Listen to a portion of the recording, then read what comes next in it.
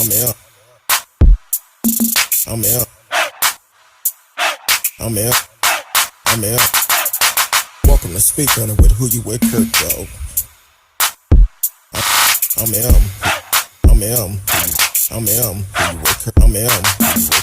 Welcome to Speak On It with Who You With, Kurt, though. Welcome to Speak On It with Who You With, Kurt, though. I'm M. I'm M. I'm M. I'm M.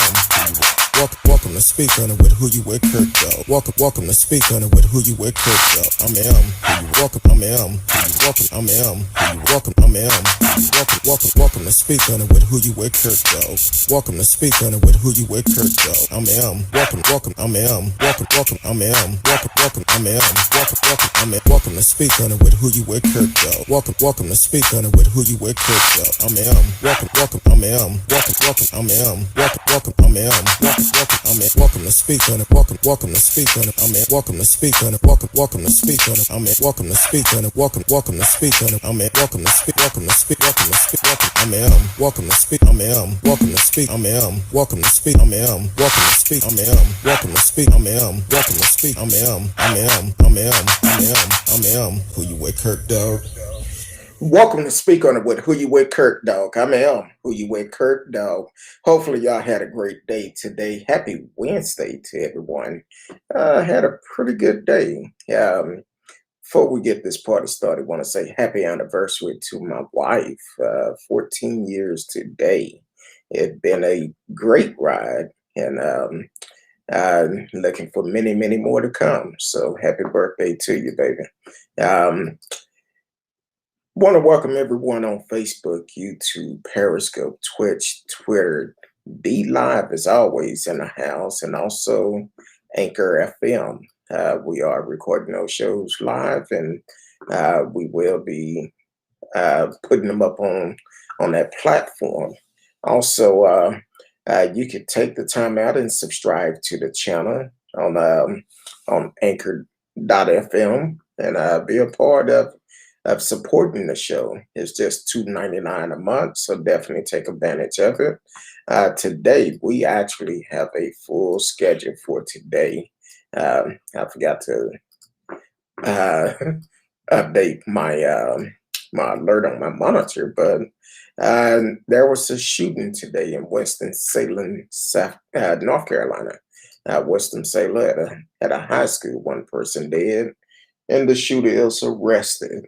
Also, we're going to talk about Benjamin Dagley. We didn't know his name the other day, but this is the guy that ran up on the news reporter for MSNBC, Shaq Brewster. So we found out a little bit of information about him. So we're going to talk about him tonight. And finally, and hopefully justice can be for Elijah McClain. That came out today that the grand jury did find 2 paramedics and 3 officers responsible for his death, and charges have been filed. So we're going to talk about that. They have been indicted. So then Mitch McConnell. So we're going to hit on Mitch tonight too. And hopefully this would shut up my pillar guy and all these non-believers believing that Trump is coming back. So we're going to talk about that tonight. And then if we have time, because like I said, it's a lot tonight. If we have time, we're going to talk about that super spreader Trump had about a week ago. We're going to talk about that again because some new news have came out. So we're going to talk about that too. So hopefully y'all are ready to get this party, because it's going to be I won't say fast, but we're going to get it through. Welcome to the show, Radio Chaos out of Canada. Thank you for always tuning in, supporting the show. And everyone that just came in, definitely welcome to the show. You are listening to Speak On It with Who You With, Kurt, dog. I am Who You With, Kurt, dog. Regardless of what platform you are on, please take the time to like, share, click the notification, subscribe to the channel if you're on YouTube or whatever you're on. And if that particular platform has the capability, some hearts for us. And we really appreciate it.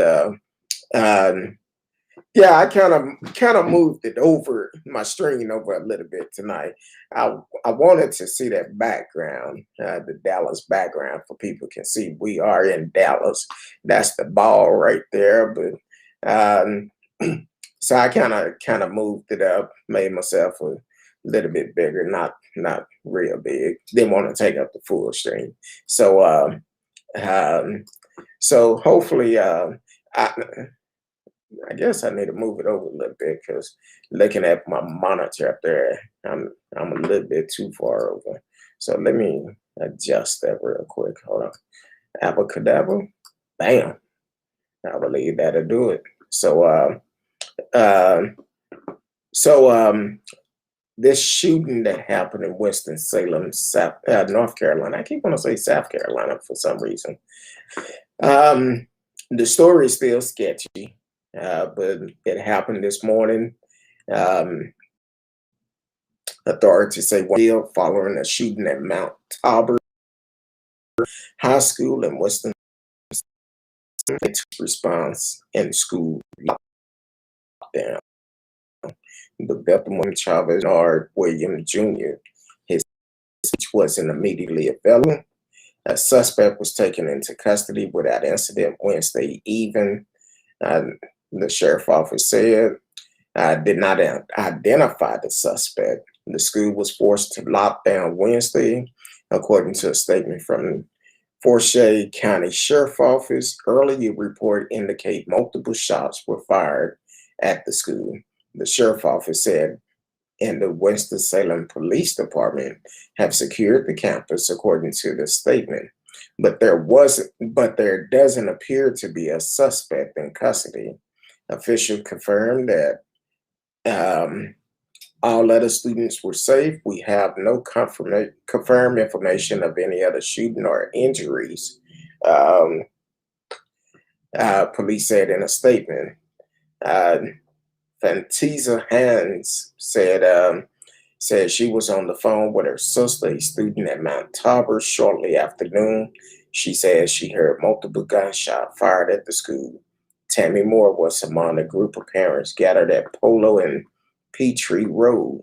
This is crazy. I'm just trying to find my baby, Moore said.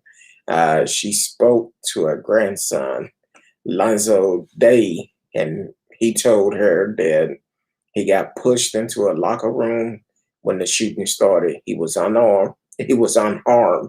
Her daughter recently moved from Philadelphia because she thought Winston-Salem would be safer. And then this happened. Sasha Patterson spoke with her ninth grader. Neighbor Bernard was nearby the scene where gunfire broke out. Patterson said her daughter was heading toward the gym and started running as soon as she heard gunshot. She took shelter in the girls' locker room and was unharmed. Renard High School was also put under lockdown around 2 p.m. following concern on social media that the shooter was allegedly heading that way, heading there. Parents were lined up in front of the school only to find that the school was locked down, that the children were inside in the classroom. That they couldn't pick up their kids until police could give the all clear. Police were stationed around the school, but there was no evidence on any issues. Still, parents were worried. Jessica Perez said her daughter, Elena, who is a freshman, was texting her from inside the classroom. She said they were told to be quiet and not make any noise. She said that some kids was crying and wanting their parents, but they are not letting anyone leave, Jessica Perez said. Some parents were visibly angry as they stood outside Reynolds High School. One parent was heard shouting she wanted her child out of the school. Governor Roy Cooper issued a statement after the shooting at Mount Tabor. For the second time this week, we have seen a shooting in a North Carolina school, Cooper said. Our prayers are with the victims, their families, and all the students of Mount Tabor High School in Winston-Salem. I have been briefed by law enforcement and the Department of Public Safety. It's ready to provide any support necessary. We must work to ensure the safety of student and educator, quickly apprehend the shooter, and keep guns off school grounds. Um, yeah, another school shooting. And I know this is in North Carolina, but I'm not sure what the gun laws are because they haven't identified the suspect yet. And since they haven't identified, I don't know what age he is or anything like that. But I do know people in that area, and there's a lot of speculation going on social media. So we don't know what's what. So I guess we'll try to get a better update on tomorrow and kind of see what's going on. But this is why we need better gun laws. This is why. Opening up for anybody can get access to it is setting up a big thing. And not only that, they said this is the second shooting at a North Carolina school. And did he say in 2 weeks or in 2 days? I'm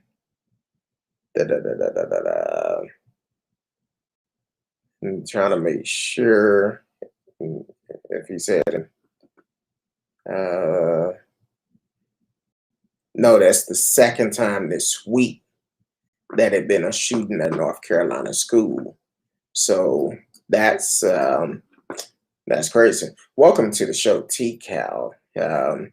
Thank you for always tuning in and supporting the show. I appreciate you. So this is a very scary situation, and I don't know much about the school because they're not putting out too much information. But if this is the second shooting at Carolina school, it's hard to get if it's kids, hard to get in the guns because that's a concern. They getting access to guns like this very easy. Now I know I know if you want to get a gun, you can definitely get one. But just because you have one, don't mean you should have one. I'm trying to see see if I can find out the name of the other school and if anyone was killed or anything like that. So it's still updating. I'm still getting a lot of reports about it, but so definitely, if you have family in North Carolina, definitely go check on your people. Make sure they are right, because whatever the case may be, and it's a lot of speculation going on. Some people said it was from a beef from the summer. School just started, and there was some type of beef going on. I don't know.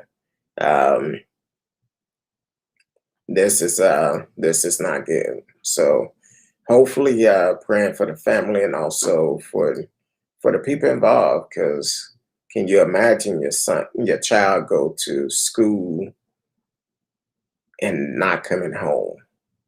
That's crazy. Isn't the answer to arm everybody? This is what the gun nuts always say. I had someone to leave a comment today about the show last night, saying finally, they asked the question, how many felons have firearms? I'm like, I don't know. I'm sure it's quite a bit. But then in a same statement, they was like, finally, everybody can carry a gun. Well, the thing is, what you don't realize, that bill that was passed here in Texas that went into effect today, it do not give someone with that is a felon the right to carry a gun, because that will cause them to end back up in jail. So know the law, know the law. Don't find yourself in trouble. Read the law for yourself. And there's a lot of laws that was passed. I think I've seen some story where it said over 600 laws, seen some that said over 900. So it's a lot of laws that went into effect today. So we're going to continue to read through them and kind of see what's going on. TCAL said, yeah, that's scary. Yes, school just started and we are in a pandemic. What beef? Have no idea. Have no idea. That's what the word on the street is. It was some type of beef between the victim and the suspect. So I don't know for sure.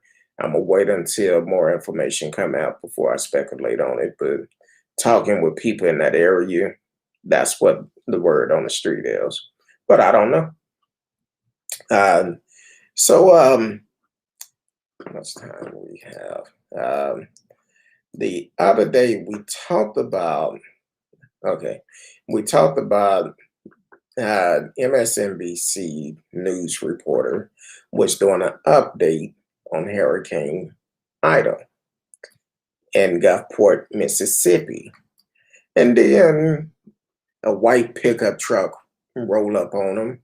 You see the guy getting out the truck, running toward him, holding his hat, trying not to fall because the wind was still kind of high. And he approached the cameraman.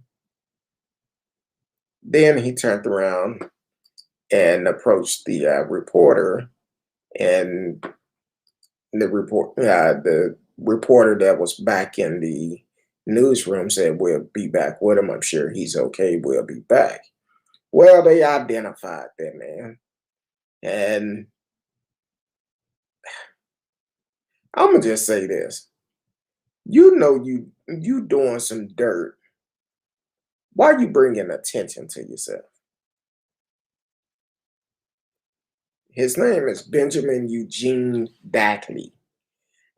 Is an Ohio man accused of confronting MSNBC reporter Shaq Brewster in Mississippi while he was on air talking about Hurricane Ida. Gulfport police say he is wanted on multiple charges. In Gulfport, police say he is on probation in his home state of Ohio. He was identified after police asked for tips from the public. Video of the August 30th, 2021 incident went viral on social media. Brewster was not injured.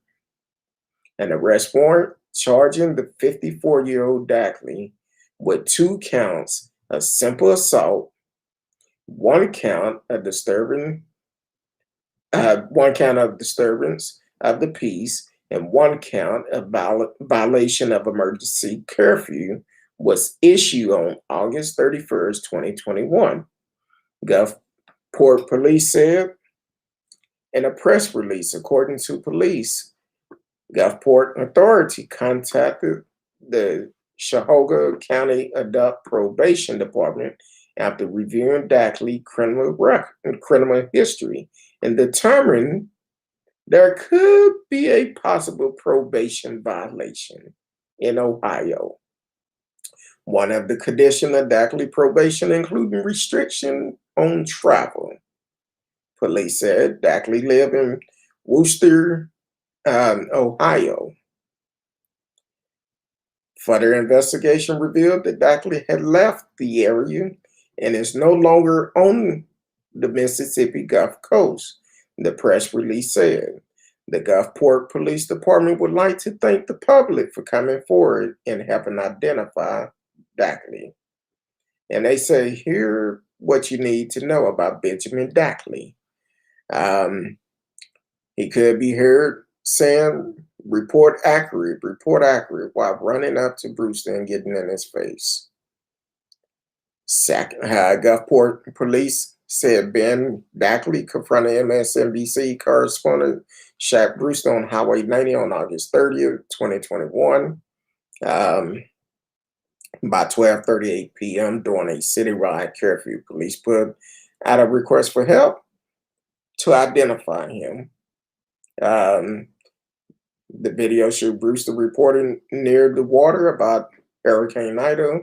When a white truck quickly pulled up behind him, a man can be seen getting out of the driver's seat of the truck and running toward Brewster. And he was talking to MSNBC, Craig Melvin, live on air. Brewster turned to see the man yelling at him and say to Melvin, I think we even have a random person going around. As the man yelled, report accurate. Brewster then moved away from the man and tell his camera person to turn away and say, I'm going to turn this way because, we deal with people every once in a while. Brewster then continued his report until the man yelling can be picked up by his microphone. Brewster tell Melvin, Craig, I'm going to toss it back to you because we have a person who need a little help right now. The man then gets into Brewster's face again, screaming, report accurate. Melvin then say, hey, as the TV network cut back to him. There's a lot of crazy out there, Melvin said. Melvin later returned to there and called the man a wacky guy and said, Shaq, he's okay.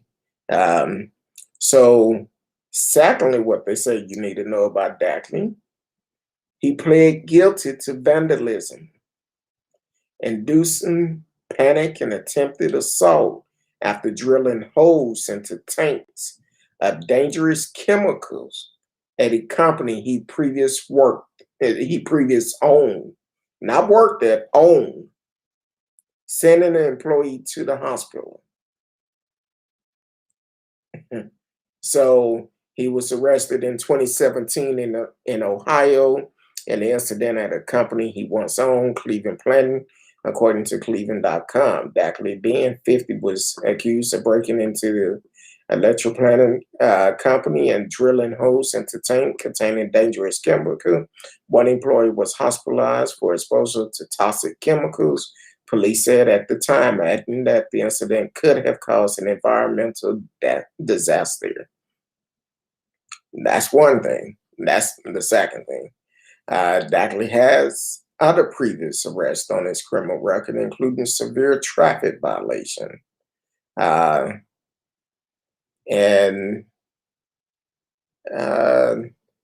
there was a couple other things, but bottom line, he rolled up on him. They get his license plate, and he's, as of before I came on, he haven't been arrested. Police said Dagley is believed to be driving a white 2016 Ford F-150 with Ohio license plate PJR 1745. PJR 1745. And the dude is Coco for Cocoa Puff. Now, the reason why he was there in the Gulfport, nobody knows why. So, yeah, that's definitely crazy. Radio said maybe he was at the Capitol. Also, he certainly has the intel to do something like that. They might need to check it out. Might be. Maybe he knew they was coming for him, and that's why he was on the run out of the Gulfport. I don't know. He ended up in the Gulfport. I don't know. All aboard. Welcome to the show. Yes, we are live. What's up, Chad and Kurt Dog? I appreciate you for always tuning in. So thank you for supporting the show. And you in a little bit early tonight, so that's good. But here's the information about what he's driving: a white 2016 Ford F-150 with Ohio plates, PJR 1745. If you see him, do not try to apprehend him. Notify the popos. Let them deal with him because the man ain't playing with a full deck. So also. I should have said it earlier. If you are on my personal Facebook page, please take the time and go over to the podcast page, speak on it with who you with, Kurt Dog, and then you can live chat with us in the chat. It'll come up on my monitor, and we can be able to chat with you. So that's just two of the stories we had to go through today. But it's crazy how um, the shooting at the school, and then you have Benjamin Dagley from Ohio, who never should have left Ohio. I think he wanted to get caught because here it is, you coming up on a reporter doing a live news broadcast, and you rolling up on them like they don't have cameras or nothing, which is crazy. You know they recording, and you telling them report the news accurate. What exactly you want in to report about the hurricane? It was, well, I don't know if it was a tropical storm then, but I don't know if it was a tropical storm by the time it made it to Gulfport. But the destruction that it made before getting there, what type of accurate that you want him to report? Hell, it's a curfew. What more do you need to know? It's a curfew. You violated that curfew, and you on videotape attacking this reporter. So, like I say all the time, you do the crime, you do the time. Good luck. Hope you don't end up in the cell with R. Kelly, allegedly with R. Kelly, because if he goes, I we'll see about that too. But you are listening to Speak On It with Who You With, Kurt Dog. Um, we're going to continue to go on with the show. Once again, I want to once again tell my beautiful wife happy anniversary. She's been putting up with me for 14 years, and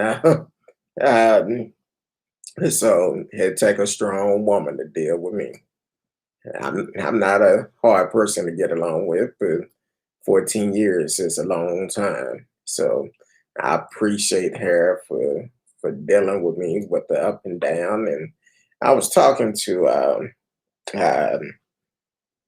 uh, Sean Martin today. He was like, "Man, 14 years."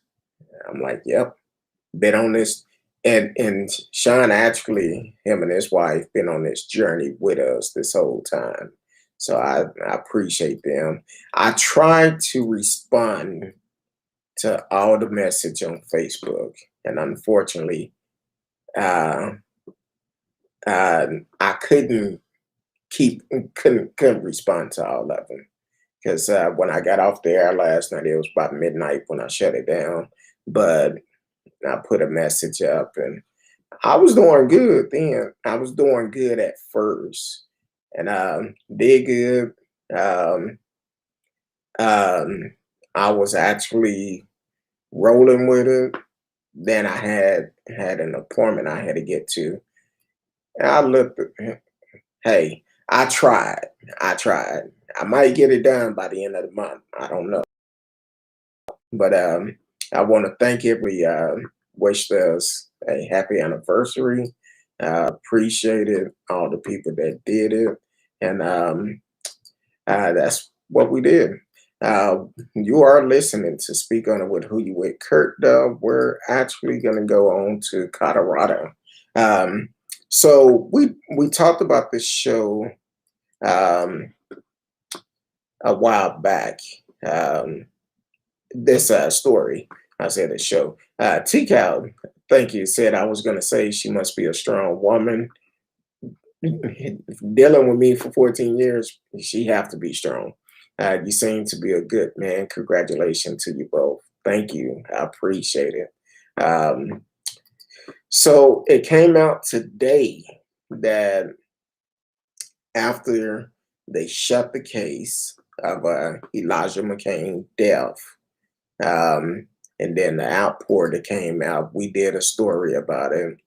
So finally, they reopened it, sent it back to the grand jury, and that's where we are today. It came out today, 3 officers and 2 paramedics are charged in Elijah McClain's death.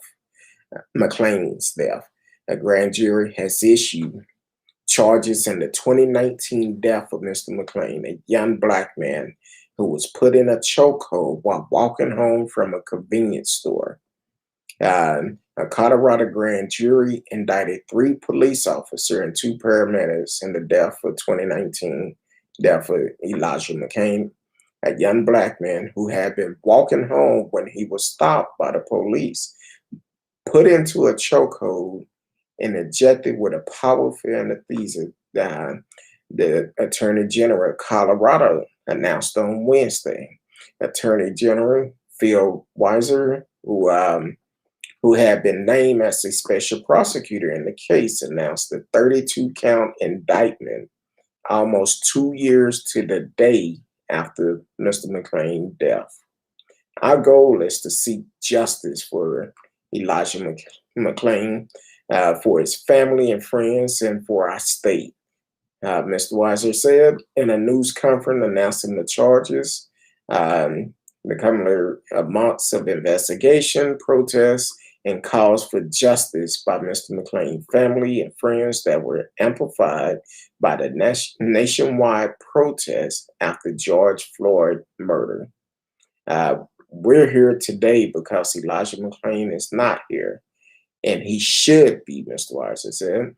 The 5 defendants involved in Mr. McClain's death in rural Colorado, just east of Denver, will each face 1 charge of manslaughter and criminal neglect homicide, as well as a variety of assault charges. The 3 rural police officers charged in Mr. McClain's death were Randall Rodema, Nathan Woodyard, Jason Rosenblatt, who was fired last year.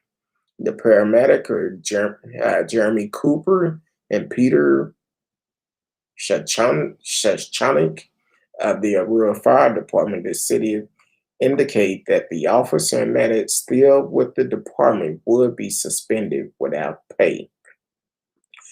While it is uncommon for police officers to face criminal charges for on-duty death, it is rare still for firefighters or paramedics to be charged.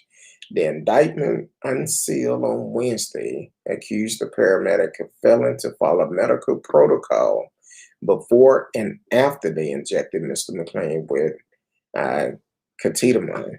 Mr. McClain, 23, was already handcuffed when the medic arrived at the scene.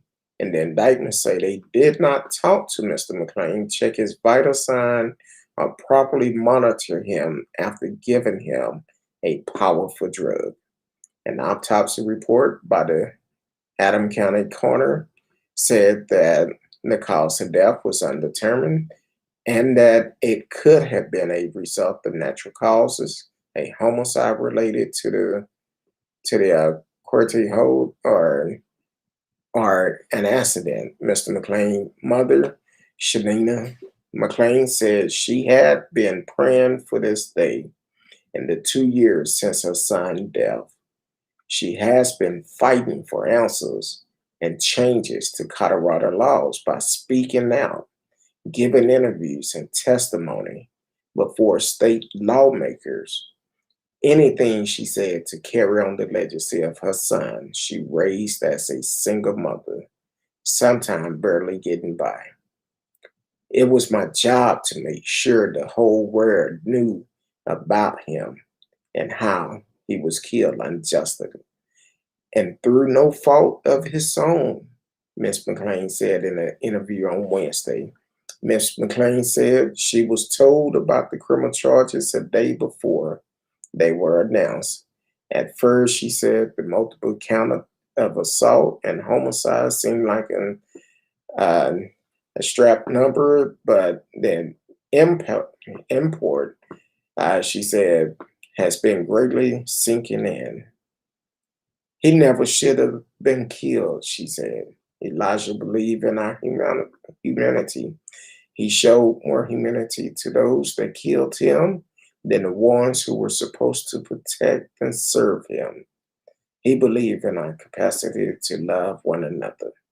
The death of Mr. McClain, who was described by friends and family as a gentle person who loved animals and taught himself to play the violin, touched off protests across Denver in a flurry of investigation, lawsuits, and demands for police reform. Mr. McClain had been walking home from a convenience store, carrying a bag with cans of iced tea at 10:30 p.m. on August 24th, 2019, when he was stopped by three Aurora police officers responding to a 911 call from a suspicious person. Mr. McClain, who had been wearing a face mask and listening to music, told the officer he was simply walking home and asked the police to let him go, let go of him, according to an independent review of the incident. The officer grabbed Mr. McClain's arm, pushed him against a wall, and pulled them to the ground. They used what is called a um, Carter hold to subdue Mr. McClain, a potential dangerous restraint to the neck that resists blood to the brain. I'm an inverter and I'm different, Mr. McClain told the police, according to the audio recording from the stop. I'm just different. That's all. That's all I was doing. I'm so sorry. Mr. McClain was brought to a hospital unconscious and never recovered. He was taken off life support and died on August 30th, 2019. Lawyers for the officer and paramedic cannot be immediately reached for comments. Shortly after the indictment were announced, the Aurora Police Associate put out a statement defending the officer and saying there was no evidence the officer caused Mr. McClain death. Our officer did nothing wrong, the group said, adding the historical overreaction to this case has severely damaged the police department. Chief Vanessa Wilson of the Rural Police Department, who was appointed a year after Mr. McClain's death, said the department will cooperate with the legal process. The state attorney general office is also conducting a broader investigation into practice at the Rural Police Department. This tragedy will forever be imprinted on our community, Chief Wilson said in a statement. Mr. McClain was unarmed and had not been suspected of committing any crime as officer used force to subdue him. Mr. McClain reportedly apologized to the officer and said he cannot breathe. I can't breathe, please, he said at one point. An independent review of Mr. McClain's death released this February issue, a stretching category of errors committed by the officer and paramedic during the encounter and the investigation that followed. Prosecutor in Adams County, Colorado, declined to file criminal charges against the three officers involved in Mr. McClain's death. Governor Jared Polis appointed Mr. Weiser as a special prosecutor in June 2020 to investigate Mr. McClain's death. The grand jury, which had been investigating the case since December, issued the indictment and concluded its work last Thursday, Mr. Weiser said. Corsar Mohammed, lawyer for Miss McClain, held the charges as said they reflect her tireless work to fight for justice for her son. The result for her advocacy, Mr. McClain said, result in law changes and her constant love for Elijah has shown up today. I know that was long, but it needed to be said because the thing is, we did a story on this earlier this year about this, and they should have followed protocol. Unfortunately, for those three officers, and unfortunately, I don't know who the three officers are personally. Haven't seen no pictures of them, but I talk about this quite a bit. Um, Over 20 years ago, when I was stopped by the police for driving a brand new Mountaineer early in the morning on my way to work in uniform, had stopped by two cops where they tried to provoke me, wanted me to sit in a car to look at their computer, which that would have been a no-no, because if I would have got in there, they would have said I try to take the car, or try to grab the weapon or whatever. And this is a similar incident. We see this happen also often where an unarmed black person is approached by the police for no reason, and a lot of time it either in death or serious injury. So, uh, to the mother, I'm glad it's heading in the right direction, but now we need to see the full justice and hold them accountable for his death. Elijah McClain death, they need to be held accountable for their action. Um, uh, Radio said the paramedics should have given the cops a shot of ketamine. They were the ones that needed to be calmed down. Yeah, they should have. They definitely should have done something. They should have followed protocol, and because they did not, that's the reason why they in the hot seat themselves. Um, and I could just imagine they probably came out laughing, joking, because we seen incidents like that. We seen that here in Dallas several years back, where a person called for help that was having a mental breakdown, and the officer joked about it, and the DA refused to charge them after they put him in cuffs, had him on his stomach, and they laughed, talking about, oh, wake up, it's time to go to school and stuff like this, which is very rude. And you should not be a cop doing those type of things. You don't have no sympathy for a person feeling. Yeah, if they done something wrong, you definitely want to still treat them with respect. But um, we see these happen all so often. In that case in Dallas, it did not happen with a. It did not happen against a black victim.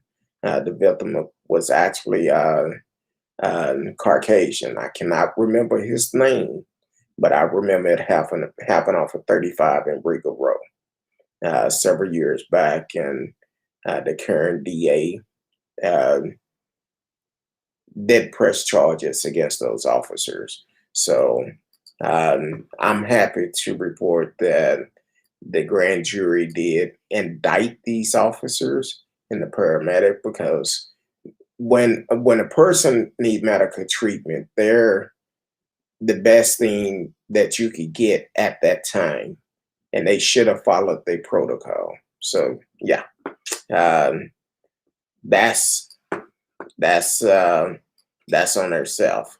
Um, we want to be able to get them all done and real quick. So Mitch McConnell, yeah, let's talk about Mitch, and hopefully this clears up a lot of stuff. Um, and what I mean about that, because I think the other day my pillar guy changed the date when Trump was coming back. That's what he said. He changed the date, said, "Oh, Trump coming back on this day. This is when Trump is coming back." Well, Mitch McConnell, he cleared that up. Um, Senator Republican leader Mitch McConnell said Wednesday that there isn't going to be an impeachment of President Joe Biden over the withdrawal of troops from Afghanistan, noting that Democrat controlled the House and Senate.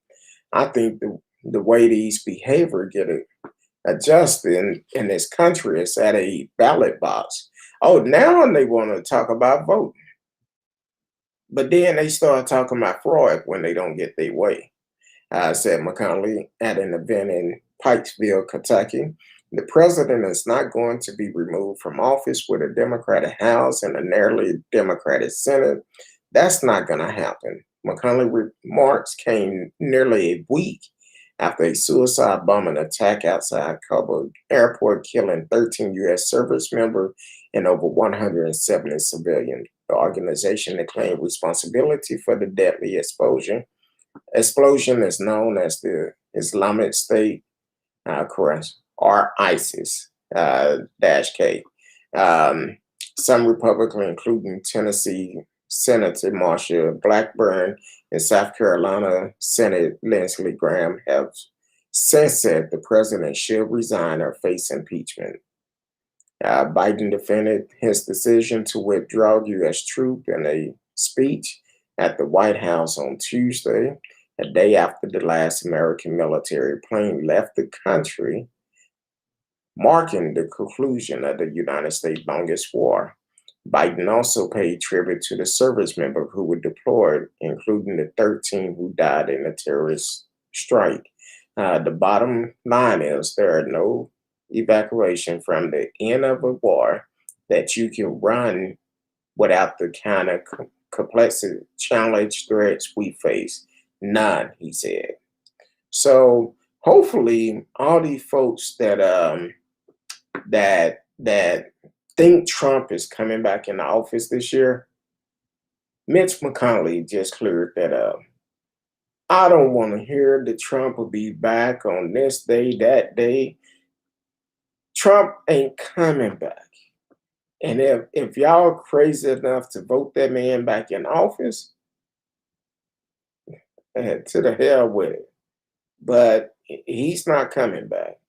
Matter of fact, Trump may be in somebody jail cell, or knowing him, he'll take the real easy way out. The radio said the GOP would impeach Biden for breathing too much air if they take back the House in 2022. I don't see that happening. I think too many people is tired of the GOP and the madness that they cause, all the madness and confusion that they cause in our leadership, because everything they go against, if you really for American, let's pass some bills that's gonna make a difference, that's gonna benefit everybody. But still, you would knock it down. People must not forget last year when this pandemic started, um, it took them what, almost a year to get the second stimulus check out. How many people lost their homes and have apartments and stuff like that? And speaking of that, I want to say uh, the Supreme Court last week said that it's okay to evict people, even though we're still in a pandemic. I understand the places got to be paid because it's going to end up causing problems if they don't get paid. They got bills to pay to these owners, and I understand that.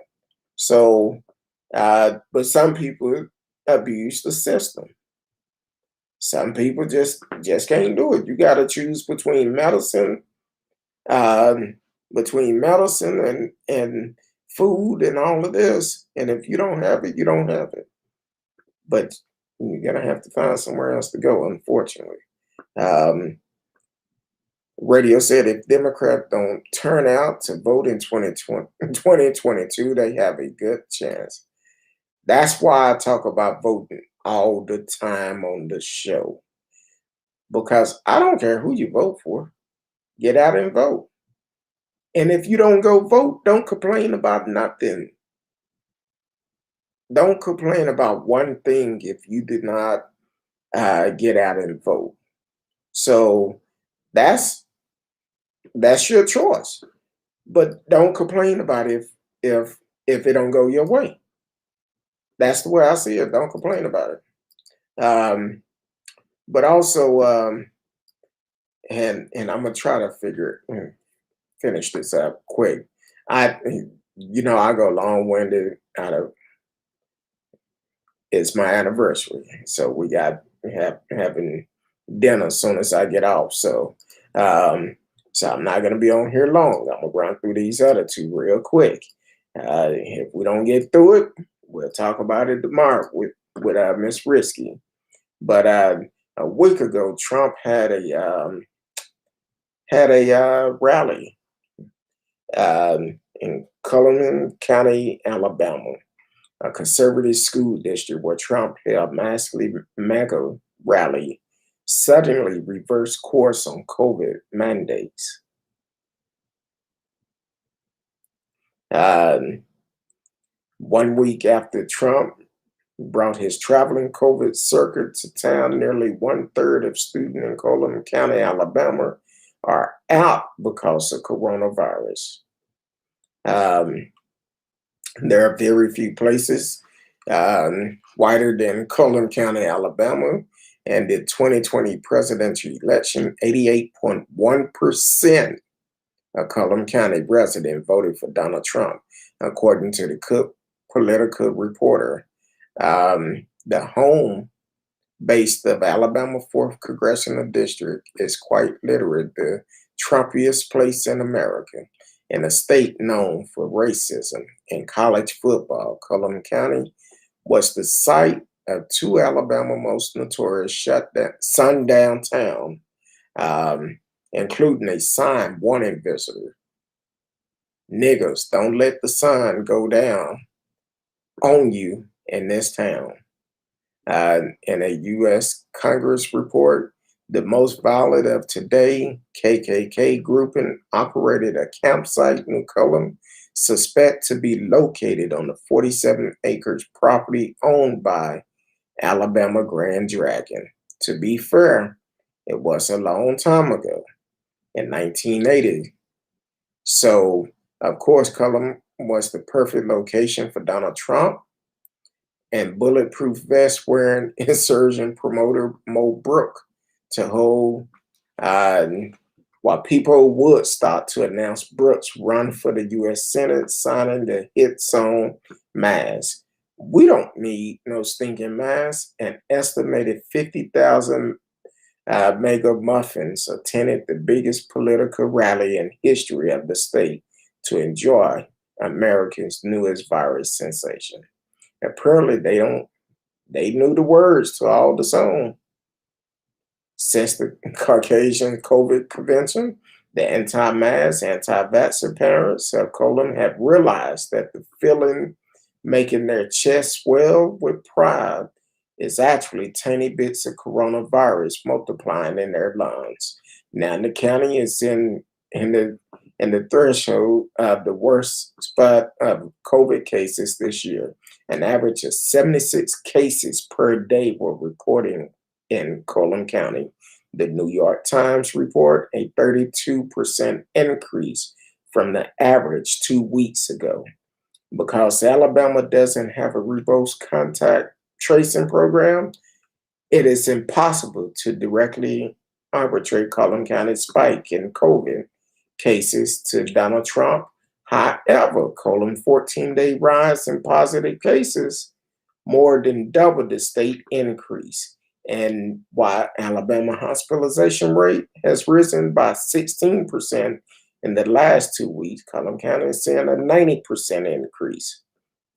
And still, this can't be directly tied to Donald Trump. I'm not an expert on healthcare in the area.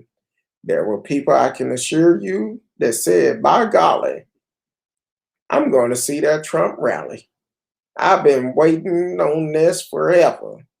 I guarantee you there were people that were sick, said Judy Smith, an actually health expert in the area days before the rally. Smith, the administrator of the Alabama Department of Public Health Northern District, told reporters that she was shivering in her boots about the prospect of overwhelming hospital. But this story is not about how Trump brought COVID to town. It's about how the town suddenly reversed course after COVID appeared at the mega family reunion after months of defying state and local health authority by not requiring masks. The overwhelming conservative local school leader have stepped in into the Stop the Mask sacrifice of Colum youth to the mega Jesus. The CDC report that only 35% of Colum County residents over 12 years old are vaccinated. And as far as the masks are concerned, Colum County School officially say they were rather governed by what people believe instead of science. 2 days before mega rally, Cullen County School Superintendent Shane Barnett said school would leave the mask debate up to individual family, despite the fact that the school had recorded 400 absent by student and staff members. We're not requiring masks, Barnett said in a videotape statement. I want to be a parent and want it to be a parent choice. I think that's important for whatever reason.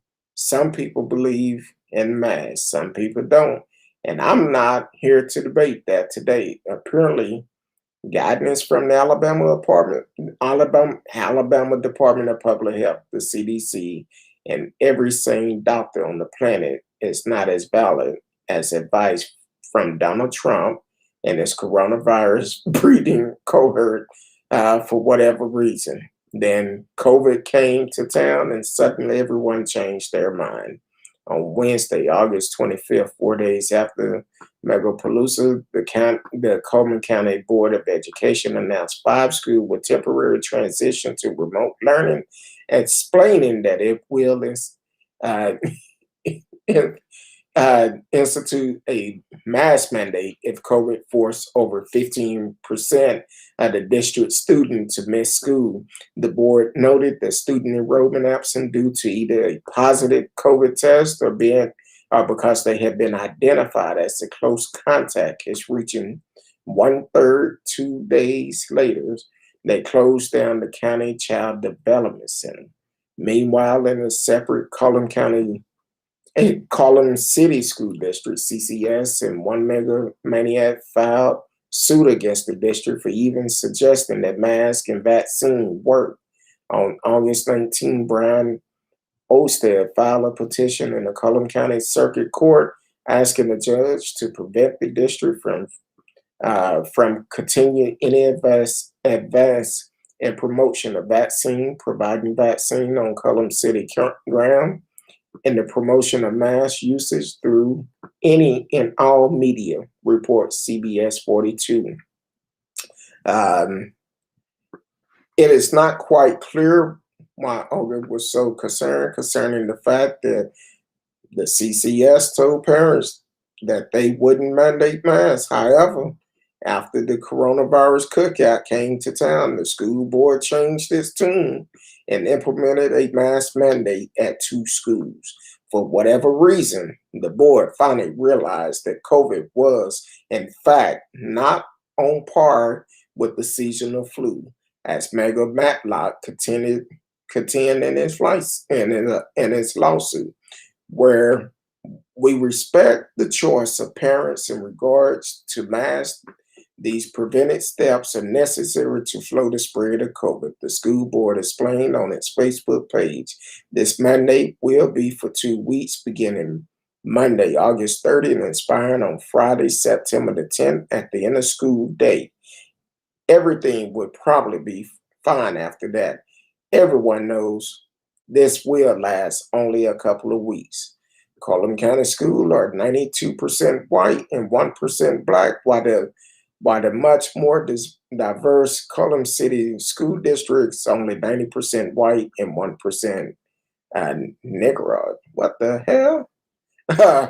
And if you wonder whether Cullum County conservative Coachella caused an outbreak in adjoining county, the answer is probably neighboring Weston County and Blount County are whiter, more conservative, and more anti-vaccine than Cullum County. In Blount County, only 26% of the population aged 12 to 18 had received one dose of the vaccine in Weston County, it's 19%.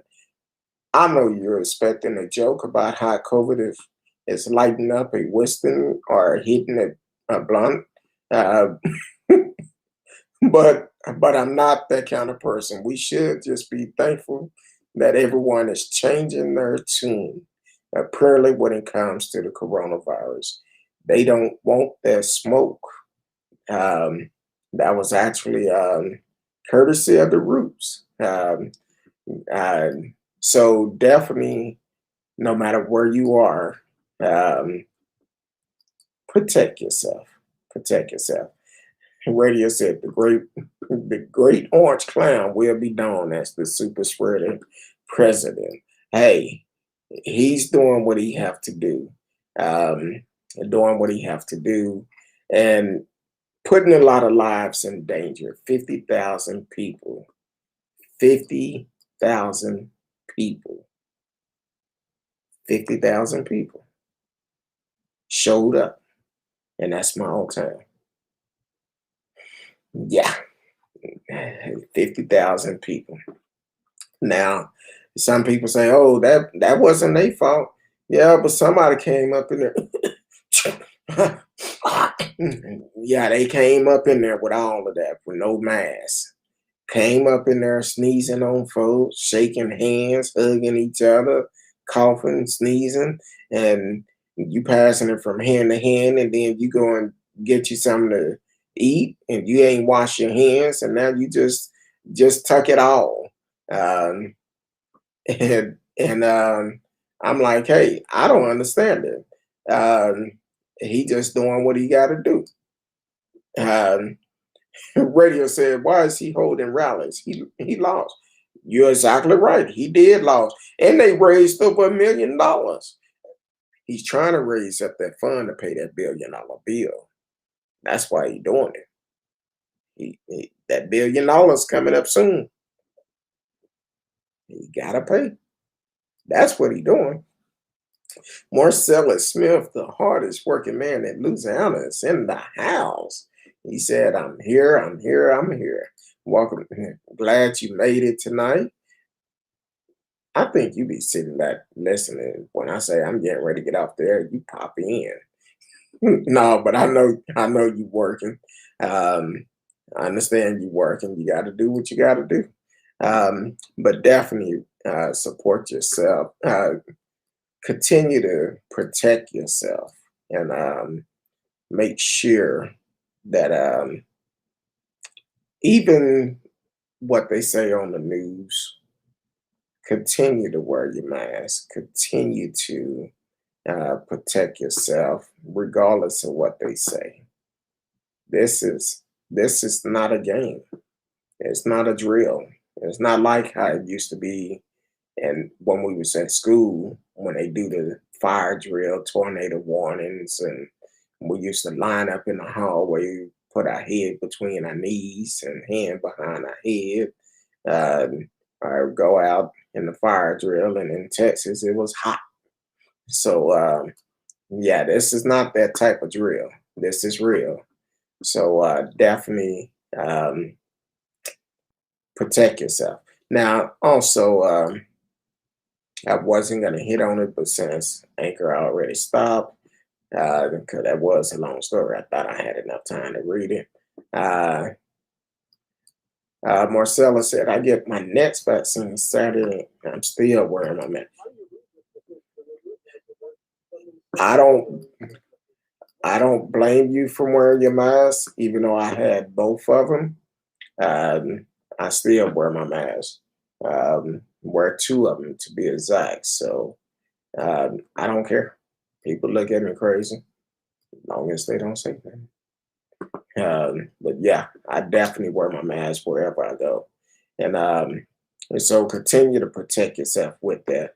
Now, um, this story came out not too long ago. I'm gonna go ahead and hit on it. I was gonna bring it over to tomorrow, but I'm gonna hit on it.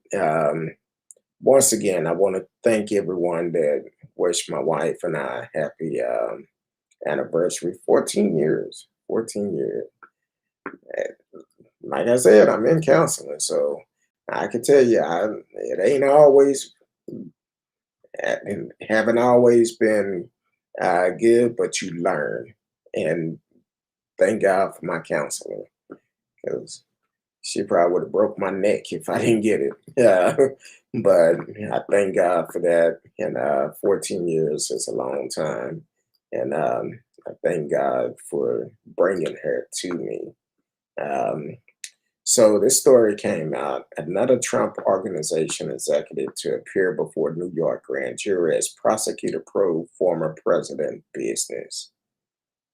That's why he's not coming back to the White House. He might be at the big house. He ain't talking about the White House. It might be clank clank. Um, so Trump Organization corporate director of security is suspected to appear before a grand jury on Thursday in Manhattan, where prosecutors are investigating former President Donald Trump business, according to a person familiar with the matter. The executive, Matthew Calamar Jr., was served a subpoena to testify, and he is suspected to appear to answer questions before the grand jury. The source said Calamar Jr.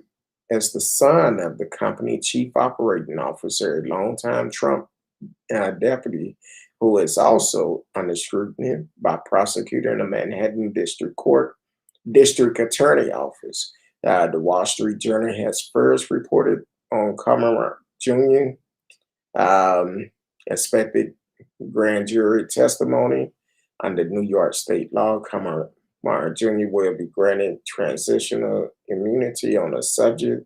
He testified about the decision to bring him before the grand jury. Sitting prosecutor do not plan to indict him. So, but he's still going to testify against Trump, and let's go ahead and put him where he's supposed to be, up under the jail. Um, I appreciate it, TKL. Good night to you. And on that note, I'm actually gonna end it.